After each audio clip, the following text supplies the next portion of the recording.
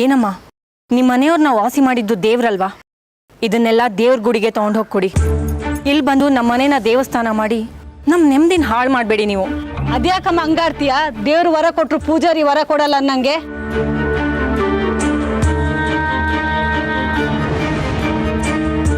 ನೋಡಿ, ಏನೇನೋ ಮಾತಾಡಬೇಡಿ. ಇದನ್ನೆಲ್ಲ ತಗೊಂಡು ಹೋಗಿ ಅಂತ ಹೇಳಿದ್ನಲ್ಲ, ದಯವಿಟ್ಟು ತಗೊಂಡು ಹೋಗಿ. ನೋಡಮ್ಮ, ಈ ಮಗು ಇಡೀ ಊರವರಿಗೆ ದೇವ್ರು. ನೀನ್ ಎಷ್ಟಾದ್ರೂ ಬೈಕೋ, ನಾವು ಈ ಕಾಣಿಕೆನ್ ಕೊಡೋದು ಕೊಟ್ಟೆ ಕೊಡ್ತೀವಿ. ತಗೋ ತಾಯಿ.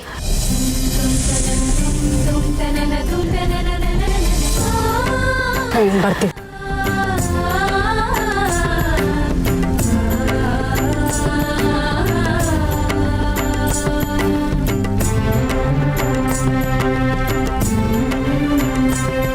ಅದೆಲ್ಲ ಅವರವ್ರ ಭಕ್ತಿ ಕಣಮ್ಮ. ಕೆಲವರು ಗುಡಿ ಗುಂಡಾರ್ಗಳಲ್ಲಿ ಕಾಣ್ತಾರೆ, ಕೆಲವರು ಮನುಷ್ಯರಲ್ಲೇ ದೇವರನ್ನು ಕಾಣ್ತಾರೆ. ಅವ್ರವ್ರ ಭಾವನೆ ಅವರಿಗೆ. ನಾವ್ಯಾಕೆ ಅದನ್ನೆಲ್ಲ ಅಡ್ಡಿ ಮಾಡ್ಬೇಕಮ್ಮ? ನಿಮಗೆ ಯಾಕೆ ಅರ್ಥ ಆಗ್ತಾ ಇಲ್ಲ ಅಜ್ಜಿ? ಮಕ್ಕಳನ್ನ ದೇವ್ರ ದಿಂಡ್ರು ಮಾಡಿಟ್ರೆ, ಅವ್ರಿಗೆ ಈಗಲೇ ಚೌಕಟ್ಟು ಹಾಕ್ಬಿಟ್ರೆ, ಅವ್ರು ದೊಡ್ಡವರಾಗಿ ಬುದ್ಧಿ ಬಂದಮೇಲೆ ಅವ್ರಿಗೆ ಅದು ಬಂಧನ ಅನ್ಸೋದಕ್ಕೆ ಶುರುವಾಗ್ಬಿಡುತ್ತೆ. ಆಗ ಅವ್ರು ನಮ್ಮನ್ನೇ ಬೈಕೋತಾರಲ್ವಾ? ಬೆಳೆದು ದೊಡ್ಡವರಾದ್ಮೇಲೆ ಅದು ಅವ್ರ ಮನಸ್ಸಿಗೆ ಬಂದರೆ ಅದು ಅವ್ರ ಇಷ್ಟ.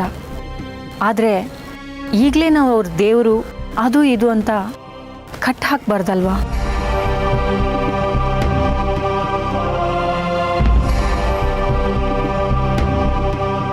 ಅಜ್ಜಿ, ಇವ್ರು ಯಾಕೆ ಇಲ್ಲಿ ಬಂದಿದ್ರು? ಇದೇನೇ ಹಿರಣ್ಮೈ ನಿನ್ ಕೈಲಿ? ಯಾರೋ ತಾಂಬ್ಲ ಕೊಟ್ಟು ಹೋಗಿದ್ದಾರೆ. ಅದೇ ಕಣೋ, ಗೌರಮ್ಮನ ಗಂಡನಿಗೆ ಏನೋ ತೊಂದರೆ ಆಗಿತ್ತು.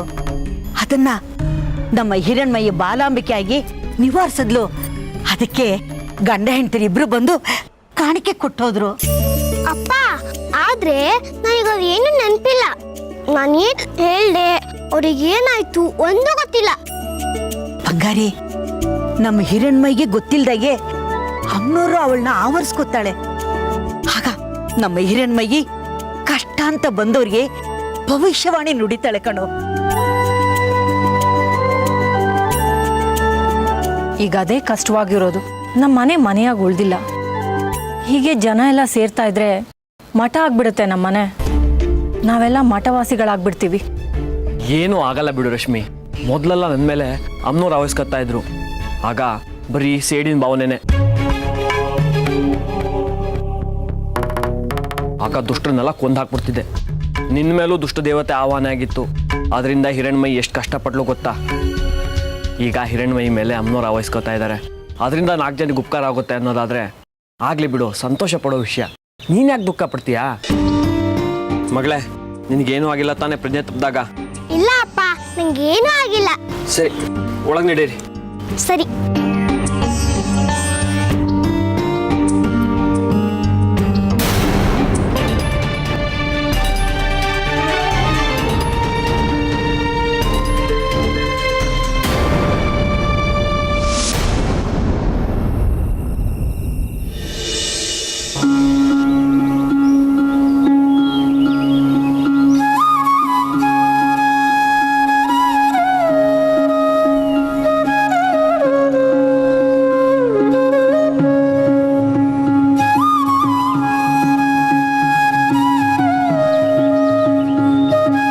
ರಶ್ಮಿ, ಇವತ್ತು ನನಗೆ ಎಷ್ಟು ಸಂತೋಷ ಆಗ್ತಿದೆ ಗೊತ್ತಾ? ಏನು ಕಾರಣ ನಿಮ್ಮ ಸಂತೋಷಕ್ಕೆ? 1 2 ತುಂಬ ಕಾರಣಗಳಿದೆ. ಮೊದಲನೇದಾಗಿ ನಿನ್ನ ಮೈಲಿ ಹೋಗಿರೋ ಜ್ವಾಲಾಮಕ್ಕಿ ಬಿಟ್ಟೋದ್ಲು. 2ನೇದು, ನನ್ನ ಮಗಳು ಹಿರಣ್ಮಯಿ ಸರ್ವಕಾಲಕ್ಕೂ ಬಾಲಾಂಬಿಕೆ ಆಗಿದ್ದಾಳೆ. ಅಮ್ಮನವರಾಗಿದ್ದಾಳೆ ಅವಳು. ಅಮ್ಮನವ್ರು ಅವಳ ಮೈ ತುಂಬಿ ಅವಳು ಬಾಯಲ್ಲಿ ದೇವವಾಣಿ ನುಡಿಸ್ತಿದ್ದಾರೆ. ಸಂತೋಷನೇ. ಆದರೆ ಅವಳು ಈ ವಯಸ್ಸಿಗೆ ದೇವರಾಗಿರೋದು ಸರಿ ಅಂತೀರಾ? ಅಲ್ವಾ? ಮತ್ತೆ ಅವಳಿಗಿಂತ ನನಗೆ ಎಷ್ಟು ಖುಷಿ ಆಗುತ್ತೆ ಗೊತ್ತಾ? ನಾನು ಊರಲ್ಲಿ ನಡ್ಕೊಂಡು ಹೋಗುವಾಗ ಊರಲ್ಲೆಲ್ಲ ಬಾಲಾಂಬಿಕೆ ತಂದೆ ಅಂತ ಎಲ್ಲರೂ ನನ್ನ ಮಾತಾಡಿಸ್ತಾರೆ, ಗೌರವ ಕೊಡ್ತಾರೆ. ನನ್ನ ಮಗಳು ಹಿರಣ್ಮಯಿ ಮೇಲೆ ಅಮ್ಮನವ್ರು ಬರ್ತಾರೆ. ಅವಳು ಎಲ್ಲರ ಕಷ್ಟ ನಿವಾರಿಸ್ತಾಳೆ. ಕುಡಿಯಲಿರೋ ದೇವ್ರ ಹತ್ರ ಹೇಳ್ಕೊಳಕ್ಕಾಗದಿರೋ ಕಷ್ಟನ ನನ್ನ ಮಗಳ ಹತ್ರ ಹೇಳ್ಕೊತಾರೆ. ಇದಕ್ಕಿಂತ ಸಂತೋಷ ಇನ್ನೇನು ಬೇಕು ಹೇಳು? ಸರಿ, ನೀವು ಸಂತೋಷವಾಗಿದ್ದೀರಲ್ವಾ, ನನಗೂ ಸಂತೋಷನೇ. ಬೆಳಿಗ್ಗೆ ಬೇಗ ಹೇಳ್ಬೇಕು. ಈಗ ನೀವು ಮಲ್ಕೊಳ್ಳಿ. ಏನು ಗೊತ್ತಾ ರಶ್ಮಿ, ಊರಲ್ಲಿ ಮೊದಲು ಯಾರು ನನಗೆ ಗೌರವನೇ ಕೊಡ್ತಿರ್ಲಿಲ್ಲ. ಏನೇನೋ ಕಾರಣ ಹೇಳಿ ಊರಿಂದ ಬಹಿಷ್ಕಾರ ಹಾಕಿದ್ರು, ಅವಮಾನ ಮಾಡಿದ್ರು. ಆದ್ರೆ ಈಗ ನನ್ನ ಮಗಳು ಹಿರಣ್ಮಯಿ ಖಾಲಿ ಬೀಳ್ತಾರೆ, ನನಗೆ ದುಂಬಾಲ್ ಬೀಳ್ತಾರೆ, ಹಿರಣ್ಮಯಿ ದರ್ಶನ ಕೊಡ್ಸು ಅಂತ. ಹಾ, ಇದು ಸಂತೋಷ ಪಡೋ ವಿಚಾರನೇ. ಆದರೆ ಇದೇ ಹೆಚ್ಚಾಗಿ ಮುಂದೆ ಹಿರಣ್ಮಯಿ ಬದುಕಿನ ಭವಿಷ್ಯಕ್ಕೆ ತೊಂದರೆ ಆಗಬಾರ್ದು ಅಲ್ವಾ? ಏ ದೇವರಿಗೆ ಎಂತ ತೊಂದರೆನೆ? ಎಲ್ಲರ ಕಷ್ಟ ನಿವಾರಿಸಕ್ಕೆ ಹುಟ್ಟಿರೋದೆ ನನ್ನ ಮಗಳು ಹಿರಣ್ಮಯಿ.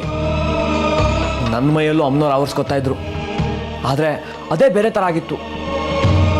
ಅದರಿಂದ ನಾನು ಎಷ್ಟು ಕಷ್ಟ ಅನುಭವಿಸ್ದೆ ಗೊತ್ತಾ? ಈಗ ನೋಡು, ನನ್ನ ಮಗಳ ಮೇಲೆ ಅಮ್ಮನವ್ರು ಆವರಿಸ್ಕೊಳ್ಳೋದ್ರಿಂದ ಒಳ್ಳೊಳ್ಳೆ ಕೆಲಸಗಳೇ ಆಗ್ತಿದ್ದಾವೆ.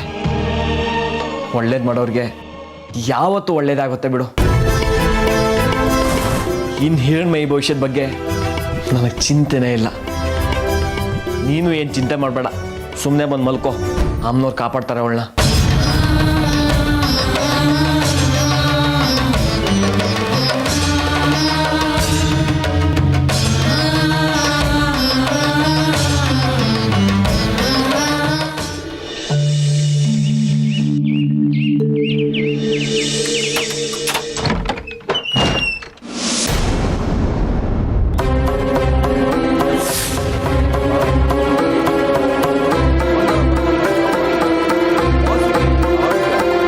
ಯಾರು ನೀವೆಲ್ಲ ಬೆಳಿಗ್ಗೆ ಬೆಳಿಗ್ಗೆ ಇಲ್ಲಿಗೆ ಯಾಕೆ ಬಂದಿದ್ದೀರಾ?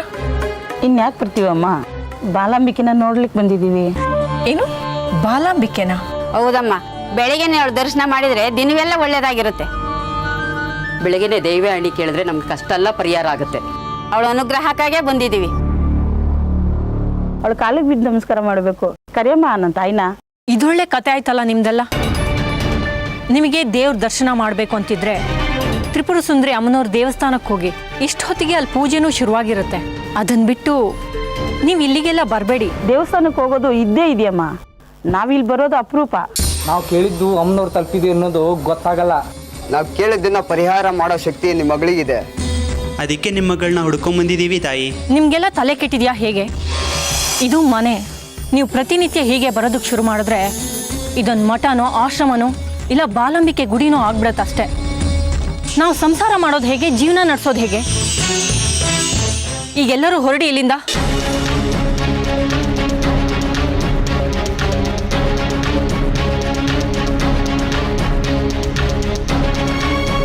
ದೇವರೇ ನಿಮ್ಮ ಮನೇಲಿದ್ದಾರೆ, ಅದಕ್ಕೆ ಸಂತೋಷ ಪಡ್ಬೇಕು. ಅದನ್ನ ಬಿಟ್ಟು ಯಾಕೆ ಹಿಂಗೆ ನಡ್ಕೋತಾ ಇದೀಯ ನೀನು? ಸುಮ್ಮನೆ ಯಾಕಮ್ಮ ತಕರಾರು ಮಾಡ್ತೀಯ? ಕರಿಯಮ್ಮ ನಮ್ಮ ಬಾಲಾಂಬಿಕೆನ ನೋಡ್ಬಿಟ್ಟು ಹೊಟ್ಟೋಗ್ಬಿಡ್ತೀವಿ. ನಿಮ್ಗೇನು ತೊಂದರೆ ಕೊಡಲ್ಲಮ್ಮ. ಕರಿಯಮ್ಮ ನಿಮ್ಮ ಮಗಳನ್ನ. ತಪ್ಪು ಮಾಡ್ತಿದ್ದೀರಾ ನೀವೆಲ್ಲ. ನಾನು ಯಾರನ್ನೂ ಕರೆಯೋದಿಲ್ಲ. ಸುಮ್ಮನೆ ಹೊರಡಿ ನೀವು ಇಲ್ಲಿಂದ. ಇದೇ ನೀವು ಈ ಥರ ಹೇಳ್ತಾರೆ. ನಾವು ಬಾಲಾಂಬಿಕೆ ದೇವರ ನೋಡಕ್ ಬಂದಿದ್ದೀವಿ. ಇವ್ರೇನು ಏನಕ್ಕೆ ಹಿಂಗೆ ಹೇಳ್ತಾರೆ?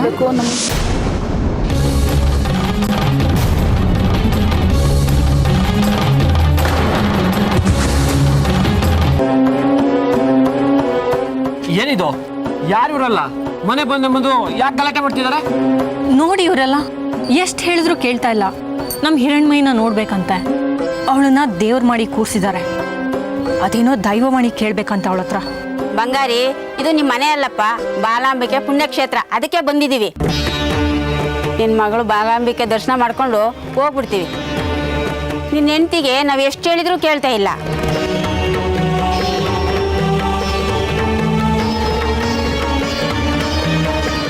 ನೀನೇ ಕರೆಯೋ ನಿನ್ನ ದೇವ್ರ ಮಗಳನ್ನ. ನೋಡಿದ್ರ, ಇಷ್ಟು ಹೇಳಿದ್ರು ಮತ್ತೆ ಕರಿ ಅಂತ ಹೇಳ್ತಾ ಇದ್ದಾರೆ. ಇರ್ಲಿ ಬಿಡು ರಶ್ಮಿ, ನಮ್ಮ ಮಗಳಿಂದ 4 ಜನಕ್ಕೆ ಉಪಕಾರ ಆಗುತ್ತೆ ಅನ್ನೋದಾದರೆ ನಾವ್ಯಾಕೆ ಬೇಡ ಅನ್ಬೇಕು? ಇಷ್ಟು ದಿನ ನನಗೆ ಅವಮಾನ ಮಾಡೋಕ್ಕೆ ಮನೆ ಮುಂದೆ ಬರ್ತಿದ್ರು. ಆದ್ರೀಗ ನಮ್ಮನೆಯ ದೇವಾಲಯ ಅನ್ಕೊಂಡು ಬಂದಿದ್ದಾರೆ.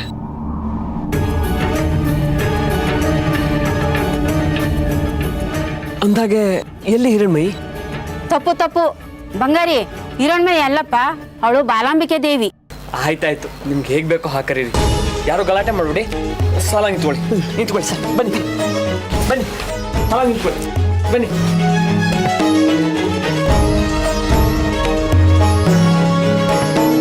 ಇವ್ರೇನಿವರು ಸುಂಕದವನ ಮುಂದೆ ಸುಖ ದುಃಖ ಹೇಳ್ಕೊಂಡಂಗಾಯ್ತು.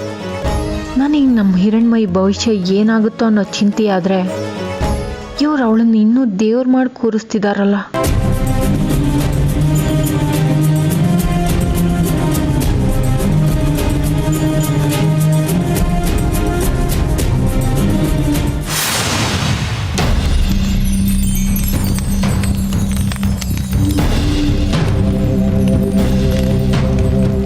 ಇದೇನಿದು, ಇಷ್ಟೊತ್ತಾದ್ರೂ ಯಾರು ಬಂದಿಲ್ವಲ್ಲ?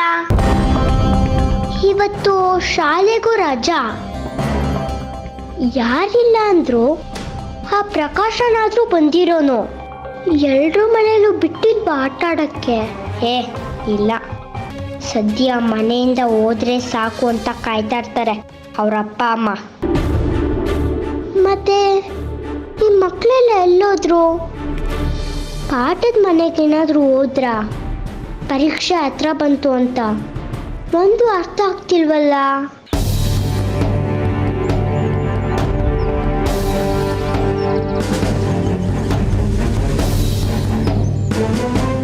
ಸೌಗಂಧಿ, ಇಲ್ಲೊಬ್ಳೆ ಕೂತ್ಕೊಂಡು ಏನೇ ಮಾಡ್ತಾ ಇದ್ದೀಯಾ? ಆಟ ಆಡೋಣ ಅಂತ ಬಂದೆ, ಇನ್ನೂ ಯಾರು ಬಂದಿಲ್ವಲ್ಲ, ಅದಕ್ಕೆ ಕಾಯ್ತಾ ಇದ್ದೆ. ನಿನಗೆ ವಿಷಯನೇ ಗೊತ್ತಿಲ್ವೇ? ನಿನ್ನ ಸ್ನೇಹಿತರೆಲ್ಲ ಹಿರಣ್ಮಯಿ ಮನೇಲಿದ್ದಾರೆ. ಹೌದಾ? ಅವರೆಲ್ಲರೂ ಹಿರಣ್ಮಯಿ ಮನೇಲಿ ಹಾಕಿದ್ದಾರೆ. ಅವ್ರ ಮನೇಲೇ ಓಡಾಡಕ್ಕೆ ಅವ್ರಿಗೆ ಕಷ್ಟ. ಒಬ್ರಿಗೊಬ್ರು ಡಿಕ್ಕಿ ಹೊಡ್ಕೊಂಡು ಓಡಾಡ್ತಾರೆ.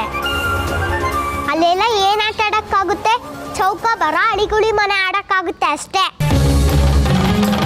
ಇರಿ, ನಾನು ಅಲ್ಲಿಗೆ ಹೋಗಿ ಅವ್ರನ್ನೆಲ್ಲ ನಮ್ಮನೆ ಕರ್ಕೊಂಡು ಹೋಗ್ತೀನಿ.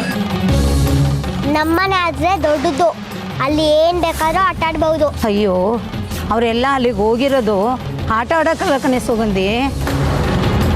ವಿಷಯ ಬೇರೆನೇ ಇದೆ. ನೀನು ಅಲ್ಲಿಗೆ ಬಂದರೆ ಎಲ್ಲ ಗೊತ್ತಾಗುತ್ತೆ. ಈಗ ನೀ ಬರ್ತೀಯಾ ನನ್ನ ಜೊತೆಲಿ? ನಾನು ಅಲ್ಲಿಗೆ ಕರ್ಕೊಂಡು ಹೋಗ್ತೀನಿ. ಇಲ್ಲ, ನೀವು ಹೋಗಿ.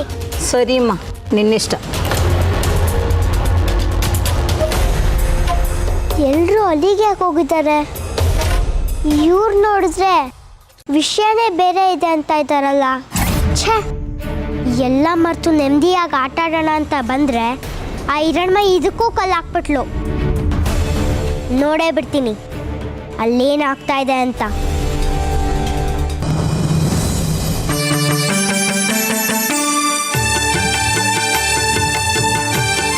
ಬಾಲಾಂಬಿಕೆ ದೇವಿಗೆ ಜೈ. ಹಿರಣ್ಮಯಿಗೆ ಜೈ. ಬಾಲಾಂಬಿಕೆ ದೇವಿಗೆ ಜೈ. ಹಿರಣ್ಮಯಿಗೆ ಜೈ.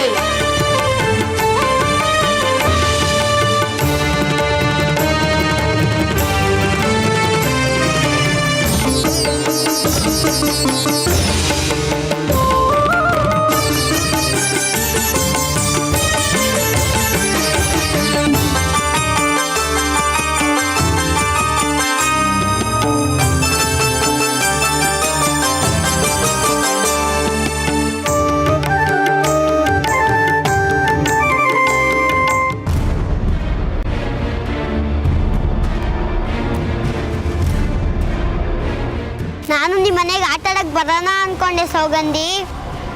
ಅವಿನ ಇಲ್ಲಿಗೆ ಹೋಗೋಣ ಅಂತ ಕರ್ಕೊಂಡ್ ಬಂದ್ಲು. ನಾನ್ ನಿನ್ನ ಕೇಳಿದ್ನ ಇಲ್ಲಿಗೆ ಯಾಕೆ ಬಂದೆ ಅಂತ. ನೀನ್ ಕೇಳ್ದೆ ಇದ್ರು ನಿನ್ ಮನ್ಸಲ್ಲಿ ಅದೇ ಇರುತ್ತಾನೆ, ಅದಕ್ಕೆ ನಾನೇ ಹೇಳ್ಬಿಟ್ಟೆ. ಆಯ್ತಾಯ್ತು, ಅವ್ರ ಸೇವೆ ಮಾಡ್ಕೊಂಡು ಇಲ್ಲೇ ಬಿದ್ದಿರು. ಏನ್ ಬಾರಿ ಬಾರಿ ಕಪ್ಪ ಕಾಣಿಗಳು ಬರ್ತಾ ಇದೆ. ಆ ಹಿರಣ್ಮಯಿ ಮನೆಯವರು ಸಾವುಕಾರ ಆಗ್ಬಿಡ್ತಾರಲ್ವಾ? ಇಲ್ಲ ಕಣೆ, ಇಲ್ಲಿ ಬರೋದೆಲ್ಲ ದೇವಸ್ಥಾನಕ್ಕೆ ಕೊಡ್ತಿದ್ದಾರೆ. ಅವ್ರೇನು ಹಿಡ್ಕೊಂತಿಲ್ಲ. ಓ, ಅದ್ರಲ್ಲೂ ಒಳ್ಳೆಯವಳು ಅನ್ಸ್ಕೊರೋ ಇರೋದೇನ ಇವಳಿಗೆ? ಇಲ್ಲಿ ನೀನು ಅವಳು ಗುಲಾಮ ಆಗಿರೋದು ಸಾಕು. ಬಾ ನನ್ನ ಜೊತೆ ಆಟ ಆಡು. ಇವತ್ತು ನಾನು ನಿನ್ನ ಜೊತೆ ಆಟ ಆಡಕ್ ಬರಲ್ಲ ಕಣ್ಣೆ, ನಾನು ಇಲ್ಲೇ ಇರ್ತೀನಿ. ನೀನು ಬೇಕಂದ್ರೆ ಬಾ, ಅವ್ರ ಜೊತೆ ಆಡೋಣ. ಎಷ್ಟೋ ಧೈರ್ಯ ನಿನಗೆ? ಆ ಹಿರಣ್ಮಯಿಗೆ ನಾನ್ ಸೇವೆ ಮಾಡ್ಬೇಕಾ? ಈ ಮಾತು ಹೇಳೋದಕ್ಕೆ ಎಷ್ಟು ಧೈರ್ಯನೋ ನಿನಗೆ? ಅಯ್ಯೋ ತಪ್ಪಾಯ್ತು ಕಣೆ, ಇನ್ನೊಂದ್ಸಲಿ ಕರೆಯಲ್ಲ. ನೀನೇ ಅವಳ ಸೇವೆ ಮಾಡ್ಕೊಂಡು ಗುಲಾಮ್ನಾಗಿರು.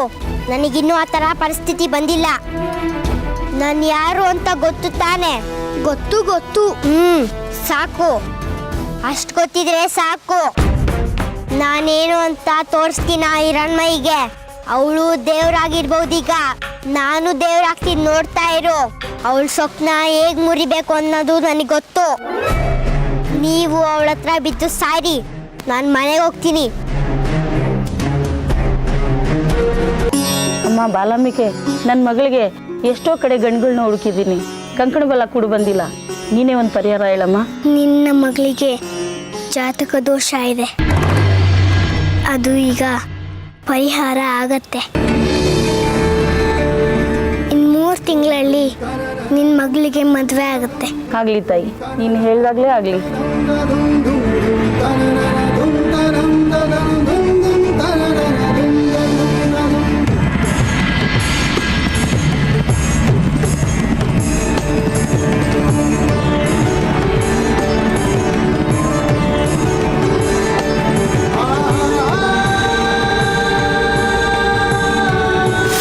ಪ್ರಸಾದೇ ಸರ್ವ ದುಃಖಾನಾಂ.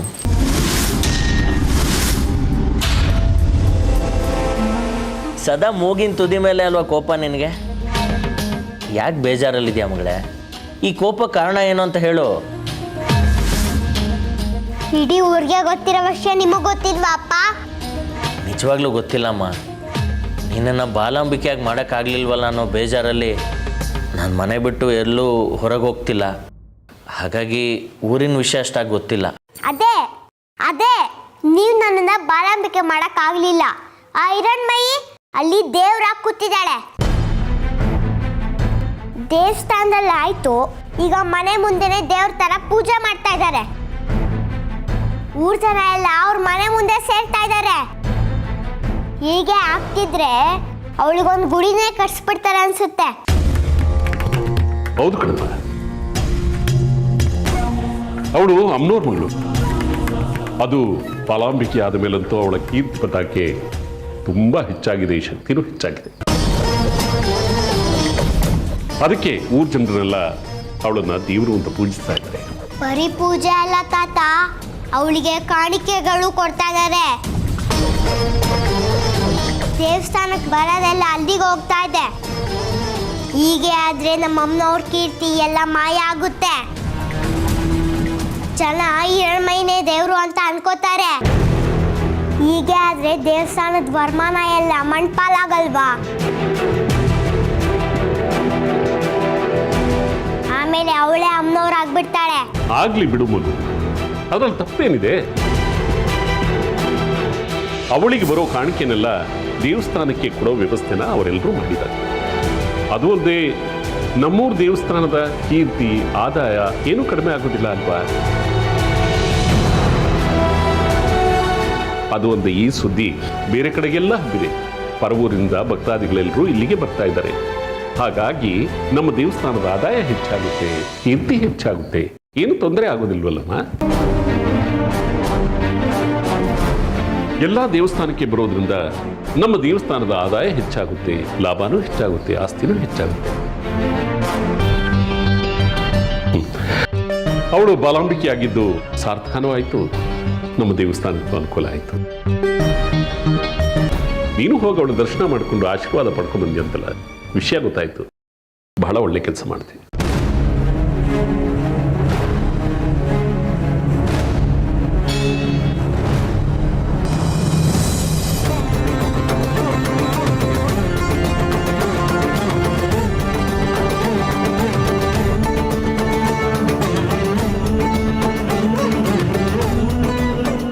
ಇಲ್ಲ, ಇದು ಹೀಗೆ ಮುಂದುವರೆದ್ರೆ ನಮ್ಮ ಹಿರಣ್ಮಯಿ ನಮ್ಮ ಕೈ ಬಿಟ್ಟು ಹೋಗ್ತಾಳೆ.